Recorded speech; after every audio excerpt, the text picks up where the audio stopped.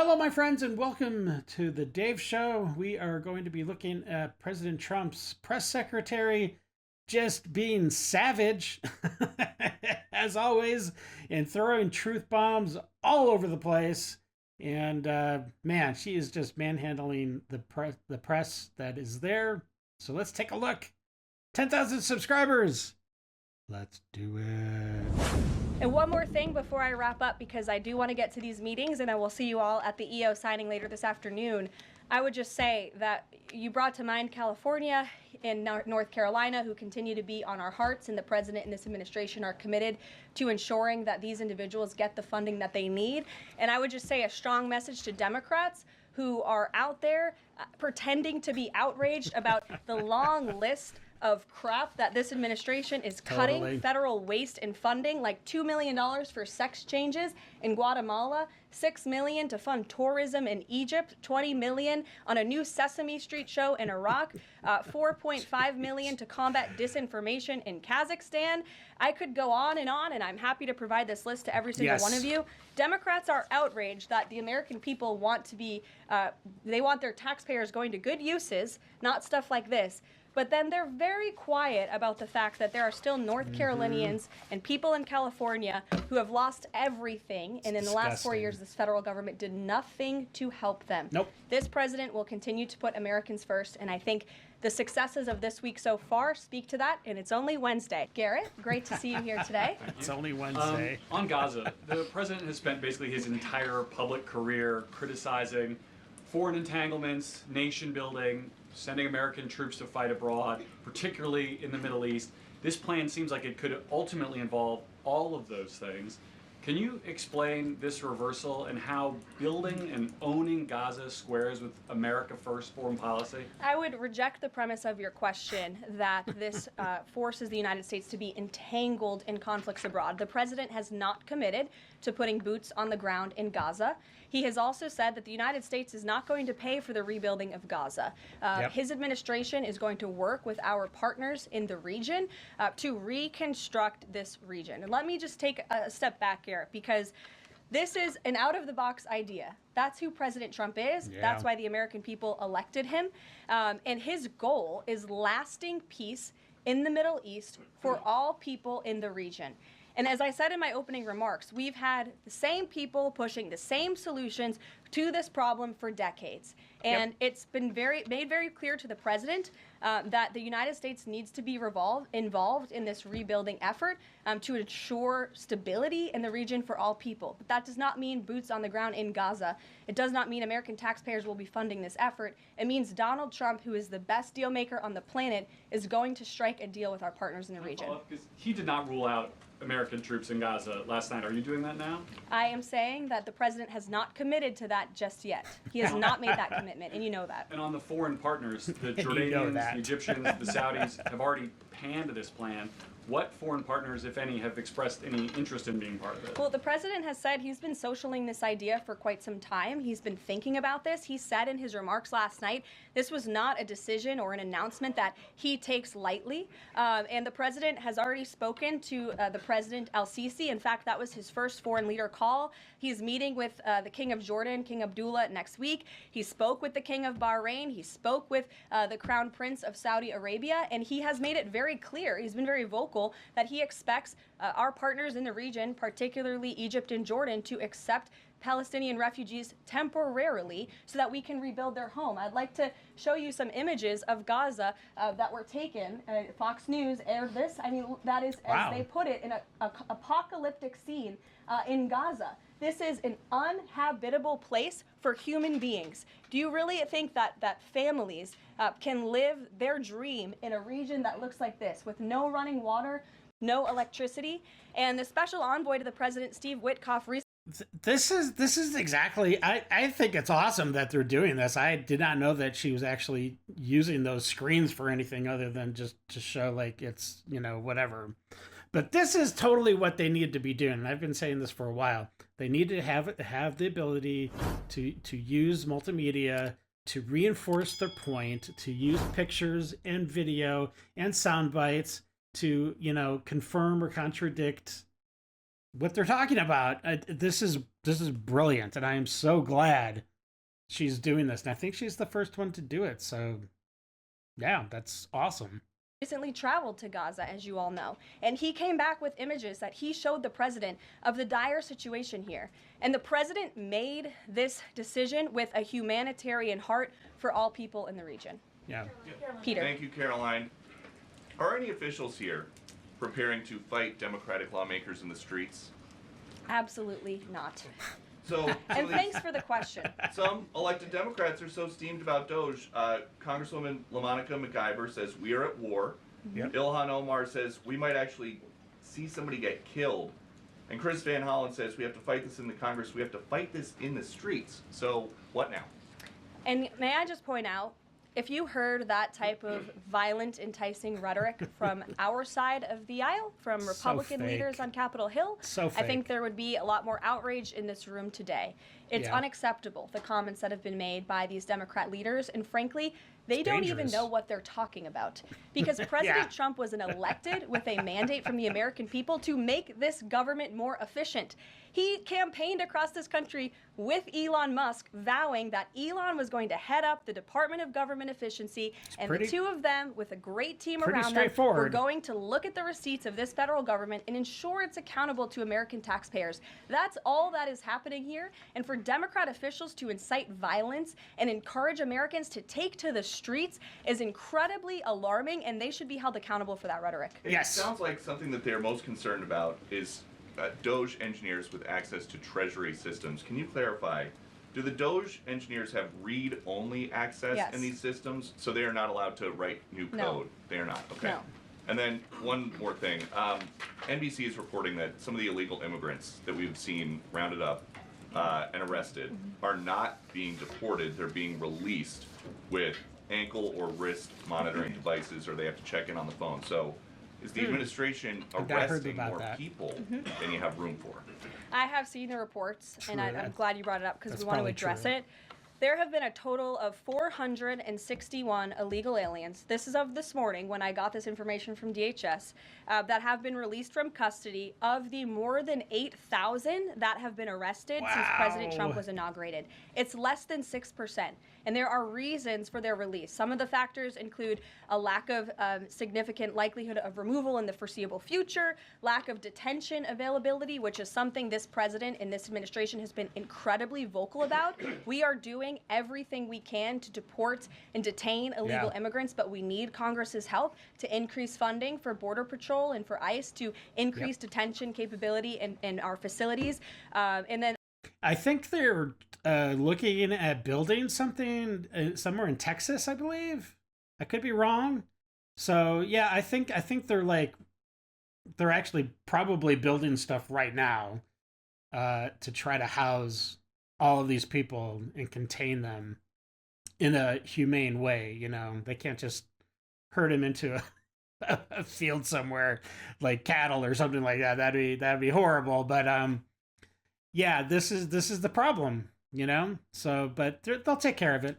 and other serious medical conditions have also been the reasons for some of the release of these individuals. But none of them have final deportation orders. Many of them are probably contesting their immigration status. I'd refer Sure. you to DHS for more details, but I did get that information because I knew it'd be a question. So thank you.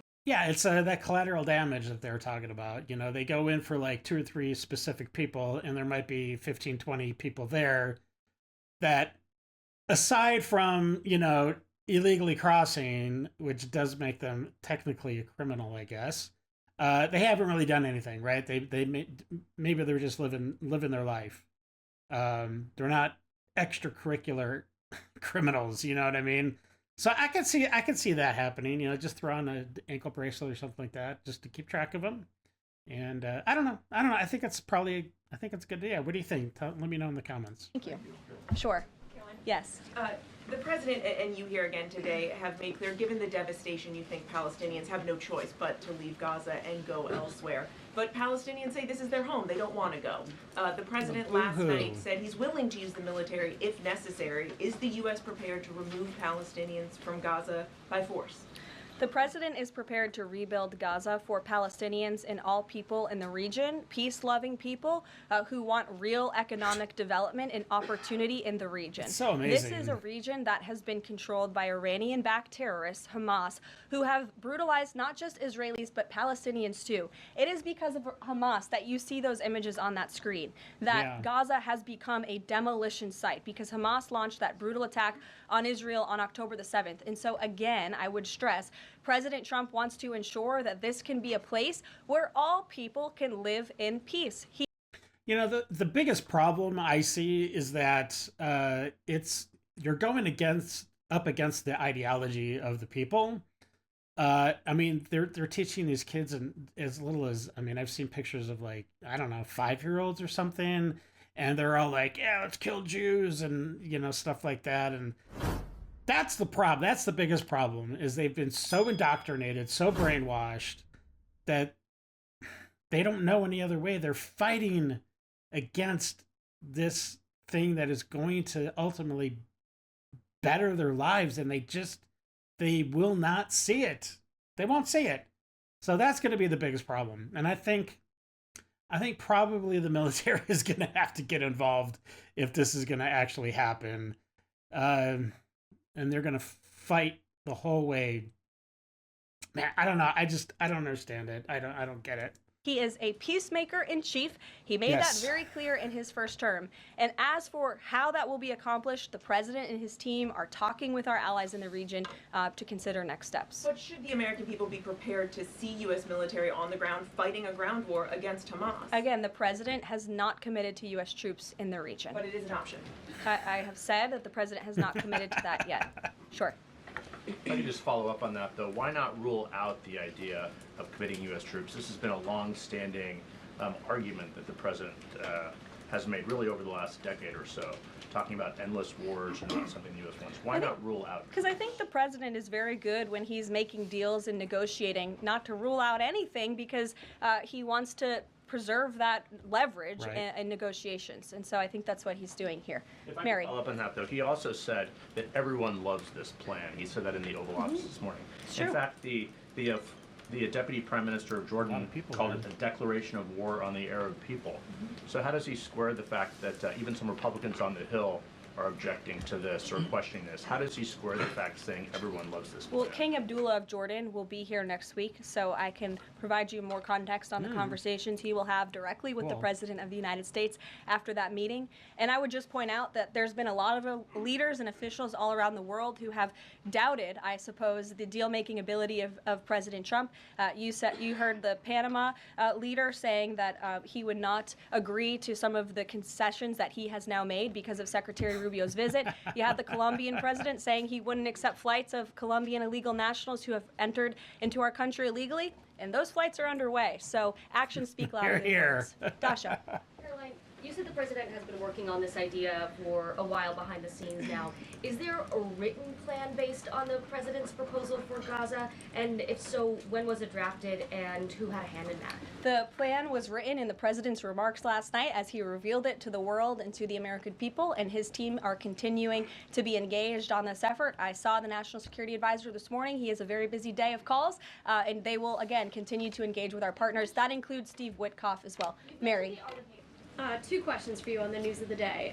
So how is today's executive order going to impact the 2028 Summer Olympics in Los Angeles? For example, would a man who thinks that he's a transgender woman be allowed to compete as a female on U.S. soil? It's a very good question, and the president has actually mentioned this, that he does expect the Olympic Committee and the NCAA to no longer allow men to compete in women's sports. And I think the president, with the signing of his pen, starts a very public pressure campaign on these organizations to do the right thing for women and for girls across the country. Again, this is an incredibly popular position. There have been many notable female athletes who have had the courage to speak out against some very powerful institutions in this country. They deserve to have a voice and a say. The president is bringing their voice to the highest level at the White House this afternoon, and he expects these organizations to comply with this federal executive order that he'll be signing today. Thank you. And one more. On media coverage of this executive order and the topic in general, what's the White House's view of framing that calls men transgender females or similar rhetoric coming from organizations like the ACLU and GLAAD?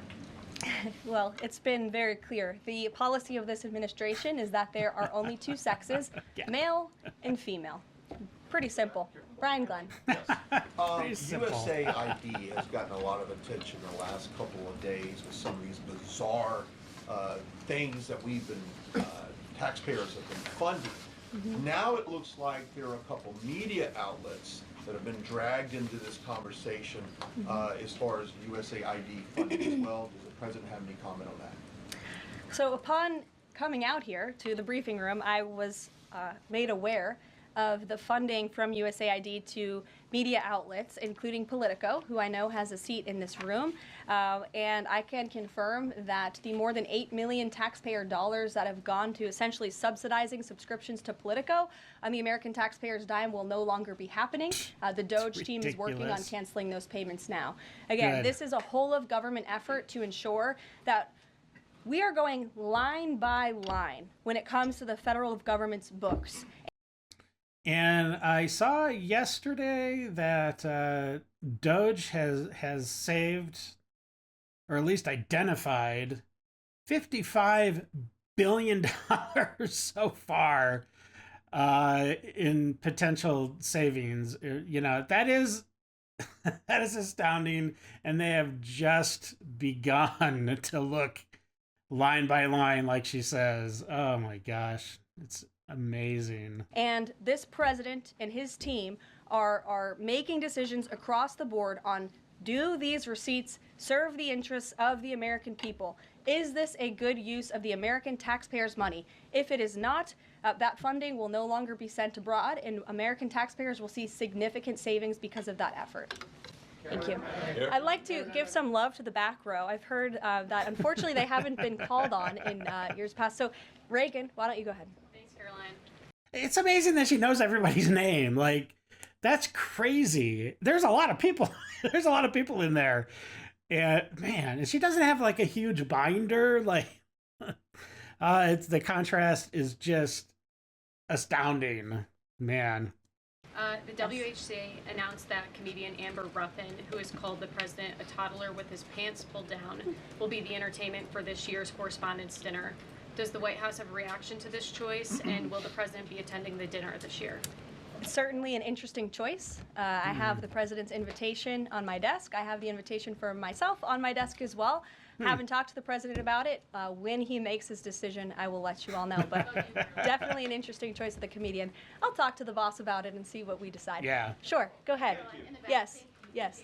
On the executive order set to be signed today, you said that this will be enforced. Can you spell out for schools and the public how exactly the administration plans to enforce this, even at the local levels? And on top of that, there are human rights groups who say that this could expose kids to discrimination. What is your response to that? I think kids have already been exposed to discrimination, especially young women and girls who have been forced to shower in locker rooms with biological men, who have been forced to compete on playing fields with biological men, which is incredibly unfair and unsafe, and again, an incredibly unpopular policy with the American people. As for the actions that this executive order takes, I already laid those out at the beginning of the briefing. I'm happy to give you a copy of this fact sheet so you can let your audiences across the country know. What's your message to schools who don't comply with this? They should, because it's going to be federal law in about an hour and a half. So your colleague to your right, to my Thanks, left. Caroline. Yes. Taylor with Spectrum News. You talked a bit about Doge. Elon Musk is currently a, quote, special government employee who also owns companies that have billions of dollars in federal contracts. You said earlier this week that he has abided by all applicable federal laws, but what steps is the Trump administration taking to address that conflict of interest? The president was already asked and answered this question this week, and he said if Elon Musk comes across a conflict of interest with the contracts and the funding that Doge is overseeing, then Elon will excuse himself from those contracts. And he has, again, abided by all applicable laws. In the back left, go ahead. Trade advisor Peter Navarro, when asked about the External Revenue Service today, said, quote, we're going to collect a lot of tariff revenues and we're going to get tax cuts out of it. Is it the official position of the White House that tariffs will lower taxes for Americans? The president has always been clear that he believes tariffs are a tax on foreign nations, and he's committed to cutting taxes for the American people here at home. He also believes tariffs are a great revenue raiser for this country, and that's exactly why he has committed to the creation of the External Revenue Service, which I think is a phenomenal idea. We're just and again, well, not again, but the Biden administration never took off the tariffs that Trump originally placed onto China. Why? Because it was bringing in billions of dollars of money that wouldn't normally have been given from China. Because China totally would never have done that in any other circumstance. So very interesting. I hope the tariffs in a broader use does exactly what Trump says. And I have to believe that it will, but we'll see. I mean, we'll see. We'll see. just go down the whole row. Go ahead. Tom Bateman with the BBC. Can you confirm that under the President's plans for Gaza, any and all Palestinians who want to stay in Gaza on their land will be allowed to do so? I can confirm that the president is committed to rebuilding Gaza and to temporarily relocating those who are there because, as I've showed you repeatedly, it is a demolition site. There is no running water. There is no electricity. The president wants these individuals to live in peace. He is committed to doing that with this very bold new plan, and we will continue to keep you apprised of updates as we receive them. Wow, that was that was amazing.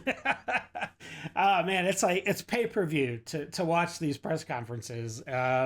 So yeah, she is absolutely savage. She is completely prepared, and you can just tell she knows exactly what she's doing. You can tell she's actually communicating with the president, who is actually like functional. You know what I mean, as opposed to Biden. And yeah, anyways, I hope you liked the video. If you did, please subscribe, like, share, slap that bell around, and please tell all your friends about Idle Hands. And until the next episode, stay safe, know that you are loved and appreciated, and until then, have a great day. I got nightmares in my head, I fear that the thoughts build up until I can't hear.